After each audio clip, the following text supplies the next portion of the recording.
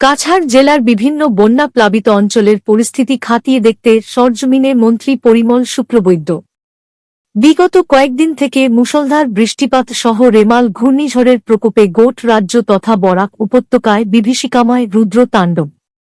কাছাড় জেলার বারক নদীর রুদ্ররূপ ধারণের ফলে শিলচরের বেশ কয়েকটি এলাকায় বন্যার কবলে। এদিকে পরিস্থিতি খতিয়ে দেখতে আসাম সরকারের পরিবহন, আবগারি ও মিন বিভাগের মন্ত্রী পরিমল শুক্লবৈদ্য পাঁচগ্রাম এলাকার town high secondary school, Thandapur upgraded LP school, Silchar সরকারি বালক ও বালিকা বিদ্যালয়, নরসিং হাইয়ার সেকেন্ডারি স্কুলে আশ্রয় নেওয়া শরণার্থীদের খোঁজখবর নেন।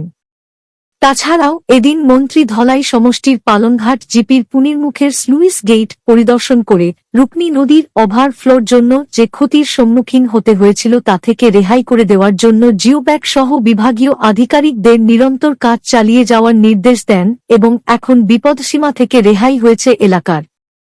জেলার বিভিন্ন অঞ্চলে বন্যার পরিস্থিতি খতিয়ে দেখে এবং শিবিরের আশ্রয় নেওয়া শরণার্থীদের পর্যাপ্ত ত্রাণ সামগ্রী, বিশুদ্ধ পানীয় জল সহ অন্যান্য জরুরিকালীন ব্যবস্থা খতিয়ে দেখেন এবং তৎসঙ্গে কোনো শরণার্থী যাহাতে হয়রানির সম্মুখীন হন না এ নিয়ে তিনি বিভাগীয় আধিকারিকদের নিরন্তর নজর রাখতে নির্দেশ দেন। রেশন সামগ্রী আছে যেটো ফ্লাড ভিক্টিমের কারণে আমি দি থাকো কিন্তু আজিৰ পৰাই আৰম্ভ কৰা হ'ব। তেওঁলোক আজি আহি পালে, অলপ আগতে ধীৰে ধীৰে আহিছে। আজি য'ত আমি থিয় আছো, পাঁচগ্ৰাম টাউন হাইস্কুলত থিয় আছো, ইয়াতে ৰাতিপুৱাৰ পৰা এতিয়ালৈকে 192 ফেমিলি আহি পালেই, আৰু কিছুমান ফেমিলি আহি যাব। আমাৰ যিটো খবৰ আছে তেওঁলোকৰ ঘৰত পানী সোমাইছে।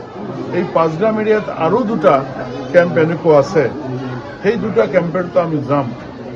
বা আমাৰ দলের কর্মীসকল আমাৰ ইয়াতে আপোনালোকে দেখি আছে যে আমাৰ ইয়াৰ যিজন আগতে পঞ্চায়ত আছিল সুরজ সেন, তেওঁ আহিলে।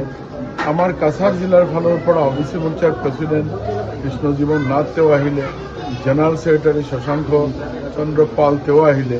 আমাৰ জেলা, আমাৰ মণ্ডল গোটেইখিনি মিলি, আমাৰ ইয়াতে বহুত মণ্ডলের কার্যকর্তা আছে, গোটেইখিনি মিলি আমি জাস্ট প্রাথমিকভাৱে যাতে তেওঁলোকক ৰাখা যায়, অলপ সহায় কৰা যায়, এইখিনি কাম চলাই আছে আমি সকলোৱে মিলি।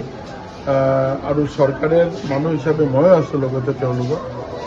মই ভাবোঁ যে সকলোৰে সহযোগত এই যিটো প্ৰাকৃতিক দুৰ্যোগ, এই দুৰ্যোগৰ পৰা আমি ৰাইজক